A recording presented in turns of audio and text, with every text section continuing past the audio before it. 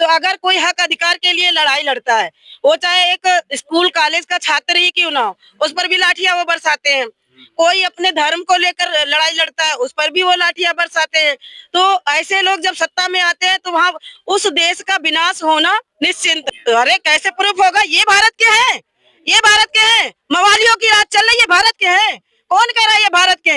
इनके ऊपर 1415 मुकदमा चल रहे हैं, तब जाके ये योगी का चोला पहन के बैठे हैं ताकि मुझे मेरे ऊपर कोई कार्रवाई ना हो। मोदी जी बोलते हैं मैं झोला लेके आया था, झोला लेके चला जाऊंगा।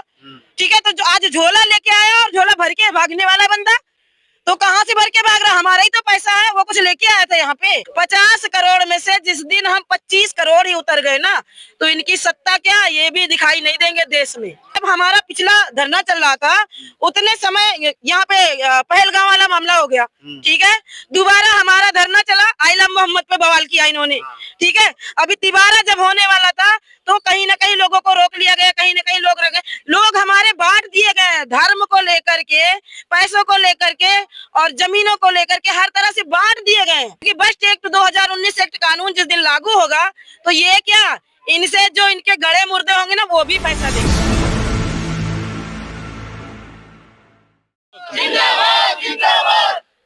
तो आज जंतर मंतर पे जो भीड़ देख रहे हैं ये सुप्रीम कोर्ट से लेके यहाँ तक आप ये लोग भरे पड़े हैं और ये लोग जो सहारा और अडानी की जो डील है उसके लिए उसके खिलाफ में यहाँ पे आए हुए हैं। सत्या जी आप फिर से यहाँ पे आई हैं, अभी 1 महीना हुआ आप लोग यहाँ आए थे, लगभग 1 महीना भी नहीं हुआ।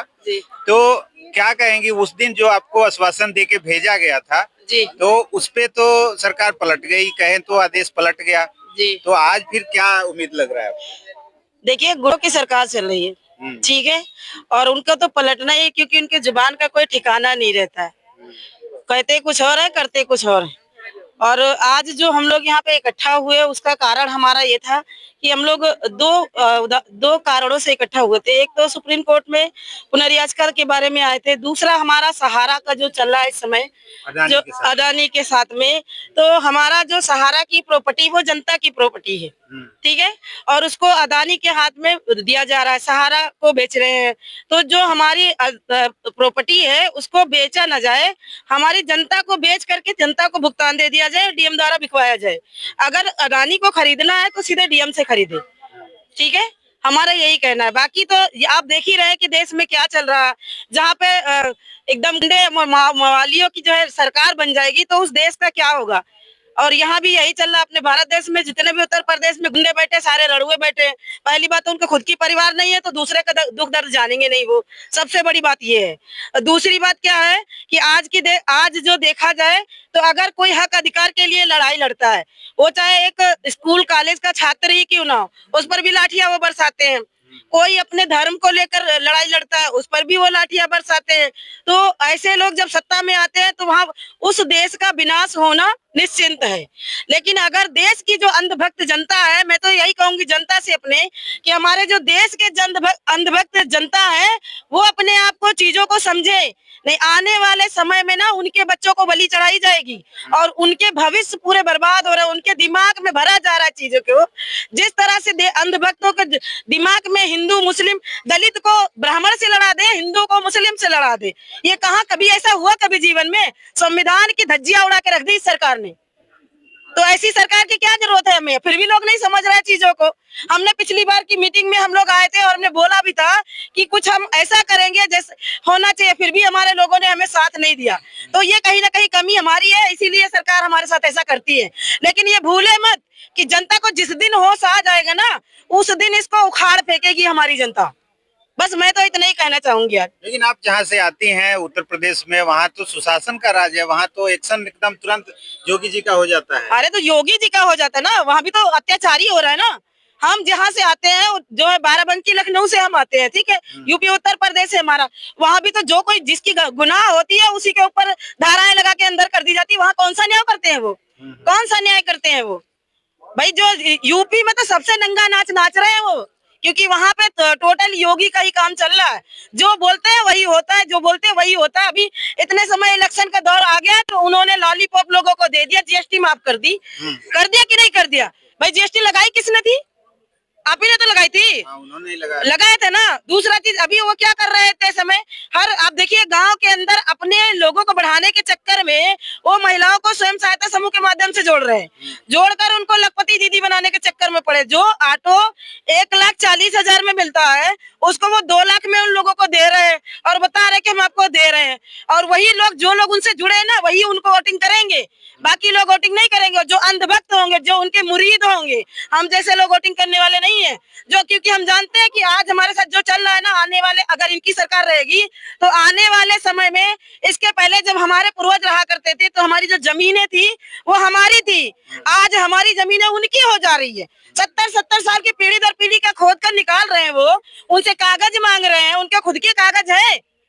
किसी ने पूछा इनसे कभी? इनका खुद का कागज है? अगर इनसे हम मांग ले 200 साल पहले कागज देंगे ये अपने पिताजी का कागज? तो कागज तो करे, कागज नहीं है तो फिर कैसे प्रूफ होगा भाई? तो अरे कैसे प्रूफ होगा? ये भारत के हैं, ये भारत के हैं। मवालियों की राज चल रही है, भारत के हैं। कौन कह रहा है ये भारत के? इनके ऊपर 1415 मुकदमा चल रहे हैं, तब जाके ये योगी का चोला पहन के बैठे ताकि मुझे मेरे ऊपर कोई कार्रवाई ना हो। समझ गए? ये जो महिला, ये जो मामला है आपका, इसके बारे में कभी मोदी योगी जी से बात किया है आपने? ये हमारा जो ठगी पीड़ित का संगठन चल रहा है इसके बारे में हमारे वीरेंद्र सर, अमित सर और कई लोग उनके पास गए भी थे। ठगी पीड़ित का पूरा पर्चा लेके गए थे और गोरखपुर जाके उन्होंने हाथ में दिया। ऐसा कोई बचा नहीं जिसको हम लोगों ने अपनी बात ना कही हो, पर उस सारी बातों को वो सारे लोग अनसुना कर दिए। ठीक है, तो अब आप लोगों का अगला क्या स्टेप होगा? आज अगर डील हो जाती है सहारा की अदानी के साथ, तो फिर आगे आप लोग क्या करेंगे? आगे हम लोग यही करेंगे कि अभी तक तो हम लोग जो है अपने ग्रुप के माध्यम से लोगों को जोड़ने का, संगठन को बढ़ाने का काम कर रहे थे। अब हम लोग गांव घर घर जाके अलग जगाने का काम करेंगे और घर घर जा करके लोगों को बोलेंगे और ठगी पीड़ित से जोड़ेंगे और उनको उनका हक दिलाएंगे और उनको बताएंगे कि तुम जो कर रहे हो ना ये गलत है। गलत ये है कि तुम्हारा ही धन वो तुमको 5,000 लेके 50,000 टिका रहे हो, तो कौन सा बड़ा काम कर रहे हो आप? भाई हमको बताइए। उन्होंने अभी कुछ बोला है, मैंने देखा न्यूज में 10-10 हजार रुपए महिलाओं को दिया। ठीक है, बिहार में दिया 10-10 हजार रुपए। किस लालच में दिया भाई? काहे का लॉलीपॉप दिखा रहे हैं? रोजगार करने के लिए नहीं दे रहे हैं। वो लोगों को बेवकूफ बना रहे हैं। आने वाले समय में कई तरीके हैं उनको लोगों को बांधने का। पहला तरीका स्वयं सहायता समूह के माध्यम से गरीबों को कर्ज में डुबाना। दूसरा तरीका जो 10-10 हजार दे रहे हैं उसको भी नीचे से निकाल लेंगे वो। ऐसे नहीं तो जीएसटी लगा के निकालेंगे तुम ही से।